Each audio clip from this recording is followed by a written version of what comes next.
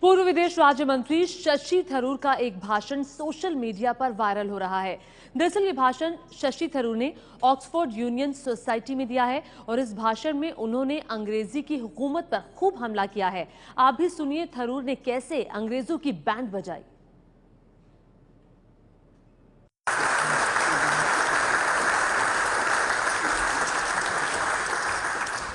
President, and gentlemen, ladies of the House, standing here with 8 minutes in my hands and this venerable and rather magnificent institution, I was going to assure you that I belong to the Henry VIII School of Public Speaking, that as Henry VIII said to his wives, I shall not keep you long. But now finding myself the seventh speaker out of 8 in what must already seem a rather long evening to you, I rather feel like Henry VIII's last wife. I more or less know what's expected of me, but I'm not sure how to do it any differently. Perhaps what I should do is really try and pay attention to the arguments that were advanced by the opposition today. We had, for example, Sir Richard Ottaway suggesting, challenging the very idea that it could be argued that the economic situation of the colonies was actually worsened by the experience of British colonialism. Well, I stand to offer you the Indian example, Sir Richard. India's share of the world economy when Britain arrived on its shores was 23%. By the time the British left, it was down to below 4%. Why? Simply because India had been governed for the benefit of Britain. Britain's rise for 200 years was financed by its depredations in India. In fact, Britain's industrial revolution was actually premised upon the deindustrialization of India. The handloom weavers, for example, famed across the world, whose products were exported around the world, Britain came right in. There were actually these weavers making fine muslin, light as woven air, it was said. And Britain came right in, smashed their thumbs, broke their looms, imposed tariffs and duties on their cloth and products, and started, of course, taking the raw materials from India and shipping back manufactured cloth, flooding the world's markets with what became the products of the dark and satanic mills of Victorian England. That meant that the weavers in India became beggars, and India went from being a world-famous exporter of finished cloth into an importer, went from having 27% of world trade to less than 2%. Meanwhile, colonialists like Robert Clive bought their rotten boroughs in England on the proceeds of their loot in India, while taking the Hindi word loot into their dictionaries as well as their habits.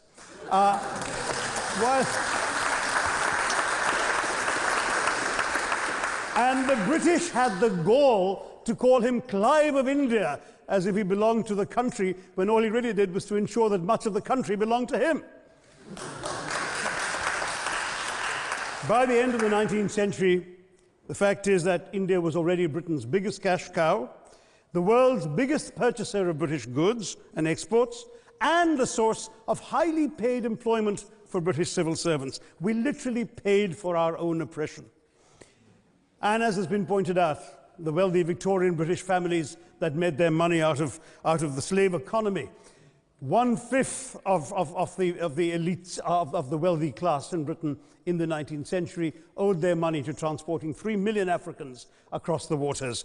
And in fact, in 1833, when slavery was abolished, what happened was that a compensation of £20 million was paid, not as reparations to those who had lost their lives or who had suffered or been oppressed by slavery, but to those who had lost their property.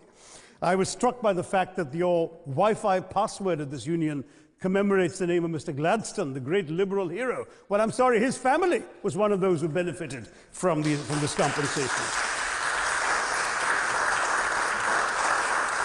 Staying with India, between 15 and 29 million Indians died of starvation in British-induced famines. The most famous example, of course, was the Great Bengal Famine during the Second World War, when 4 million people died because Winston Churchill, deliberately as a matter of written minuted policy, proceeded to divert essential supplies from civilians in Bengal to sturdy Tommies and Europeans as reserve stockpiles. He said that the starvation of anyway underfed Bengalis mattered much less than that of sturdy Greeks. This is Churchill's actual quote. And when conscience-stricken British officials wrote to him Pointing out that people were dying because of this decision, he peevishly wrote in the margins of the file, "Why hasn't Gandhi died yet?"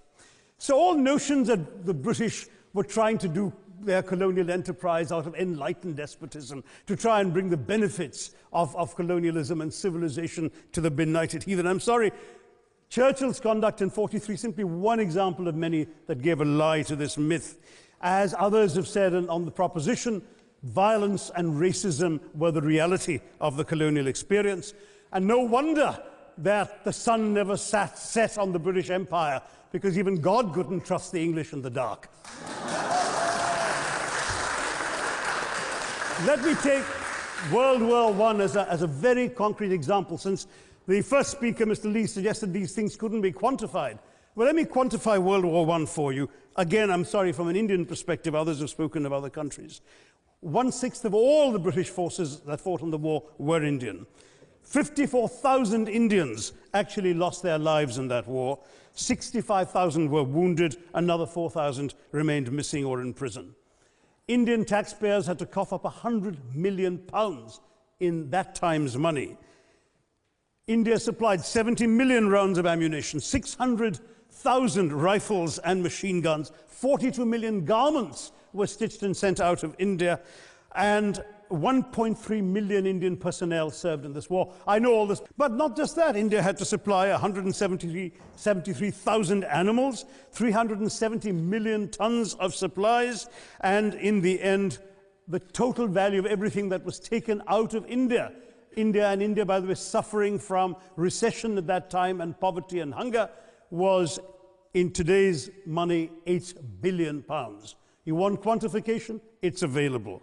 Second World War, it was even worse, 2.5 million Indians in uniform. I won't belabor the point, but of Britain's total war debt of £3 billion, in 1945 money, 1.25 billion was owed to India and never actually paid. Somebody mentioned Scotland. Well, the fact is that colonialism actually cemented your union with Scotland. You know, the Scots had actually tried to send colonies out before 1707. They'd all failed, I'm sorry to say. But then, of course, came union, and India was available, and there you had a disproportionate employment of Scots. I'm sorry, Mr. Mackenzie has to speak after me. Engaged in this colonial enterprise as soldiers, as merchants, as agents, as employees, and the earnings from India is what brought prosperity to Scotland, even pulled Scotland out of poverty. Now that India is no longer there, no wonder the bonds are loosening. Now, we've heard other arguments on this side. There's been a mention of the railways. Well, let me tell you, first of all, as my colleague, the Jamaican High Commissioner, has pointed out, railways and roads were really built to serve British interests and not those of the local people. But I might add that many countries have built railways and roads without having had to be colonized in order to do so.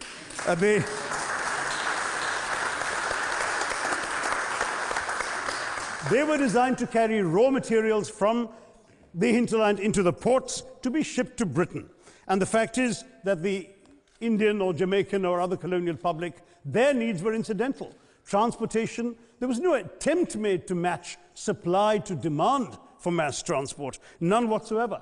Instead, in fact, the Indian railways were built with massive incentives offered by Britain to British investors, guaranteed out of Indian taxes paid by Indians, with the result that you actually had 1 mile of Indian railway costing twice what it cost to build the same mile in Canada or Australia, because there was so much money being paid in extravagant returns. Britain made all the profits, controlled the technology, supplied all the equipment, and absolutely all these benefits came as private enterprise, British private enterprise, at public risk, Indian public risk. That was the railways as an accomplishment. We're hearing about aid. I think it was again Sir Richard Ottaway who mentioned British aid to India. Well, let me just point out that British aid to India is about 0.4% of India's GDP. The government of India actually spends more on fertilizer subsidies, which might be an appropriate metaphor for that argument. If I may point out as well,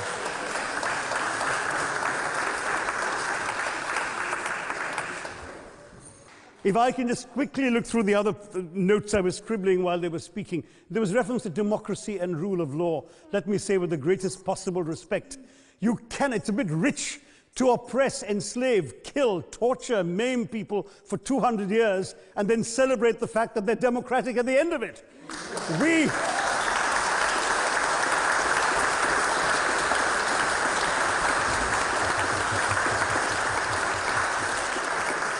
We were denied democracy, sir. We had to snatch it, seize it from you.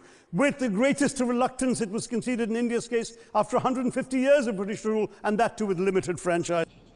तो शशि थरूर जमकर बोले, खुलकर बोले और अंग्रेजों का band बजाया।